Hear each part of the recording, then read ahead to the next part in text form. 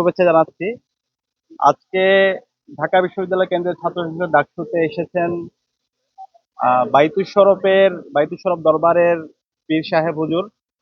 আহ, আপনারা জানেন বাইতুল শরফ দরবার বাংলাদেশের অন্যতম একটি দরবার। বাইতুল শরফ দরবার প্রতিষ্ঠা হয়েছে হযরত আব্দুল জব্বার রহমতুল্লাহ আলাইয়ের হাত ধরে।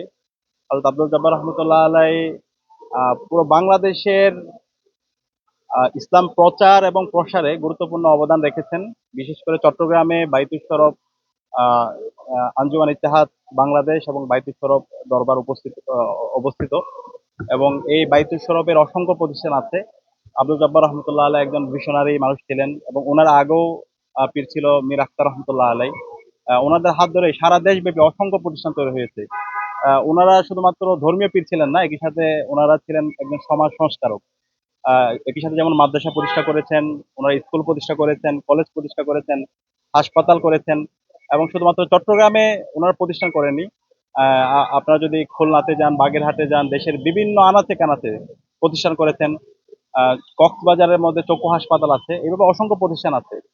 এবং একই সাথে অসংখ্য প্রতিষ্ঠানের যে কথাগুলো আমি বলছি, যে আজকে ইসলামী ব্যাংক দেখতে পান। ইসলামী ব্যাংক যখন প্রতিষ্ঠা হয় 1983 সালের দিকে, তখন প্রাইমারি যে গবেষণার কাজগুলো সেগুলো বাইতুল শরফের যে চট্টগ্রাম যে বাইতুল শরফ আছে সেই বাইতুল শরফের যে গবেষণা ইনস্টিটিউট আছে সেখানে হয়েছিল। এবং এই সকল কাজের সাথে বর্তমান যিনি বাইতুল শরফের পীর সাহেব রাহাবারা বাইতুল শরফ আহ, আহ, আব্দুল হাই নদভী মাদ্দাজিল্লাহ আলাই উনি জড়িত ছিল। তো আমরা আজকে খুবই আনন্দিত। পীর সাহেব হুজুর আব্দুল জব্বার রহমতুল্লাহ আলাই তিনি ডাকসুতে এসেছেন এবং একই সাথে শহীদ শরীফ উসমান হাদি ভাইয়ের কবর জিয়ারত করতে এসেছেন, শিক্ষার্থীদের সাথে মত বিনিময় করতে এসেছেন। এবং এটা একই সাথে আমার জন্য গর্বের বিষয়। আমি সরাসরি হুজুরের ছাত্র ছিলাম এবং এখানে ঢাকা ইউনিভার্সিটিতে অসংখ্য শিক্ষার্থীরা আছে বাইতুল শরফের, তারাও এসেছে। তো আমরা ডাকসুর পক্ষ থেকে হুজুরকে আবারও অভিনন্দন জানাচ্ছি এবং বাইতুল শরফ দরবারের জন্য দোয়া করছি।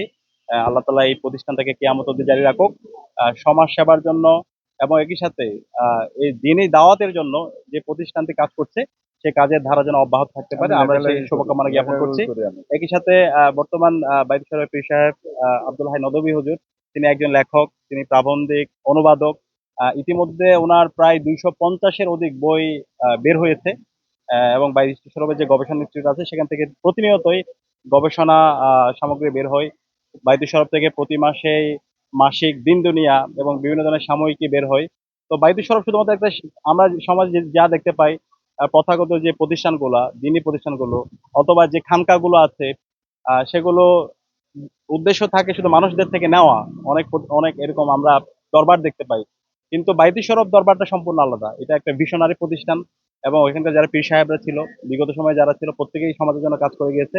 এবং বর্তমান পীর সাহেব হুজুরও তিনি সমাজের জন্য এবং পুরো মুসলিম উম্মার জন্য ওনার জায়গা থেকে কাজ করে যাচ্ছেন এবং প্রতিনিয়ত মেধার সাক্ষ্য রেখে যাচ্ছেন।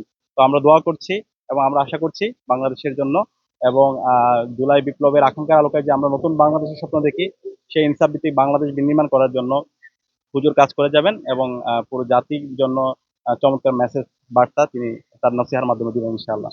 তো আমরা এই পর্যায়ে বাইতুল শরফের পীর সাহেব হুজুর হযরত আব্দুল হাই নদভী হুজুর থেকে আমরা সংক্ষেপে কথা শুনবো।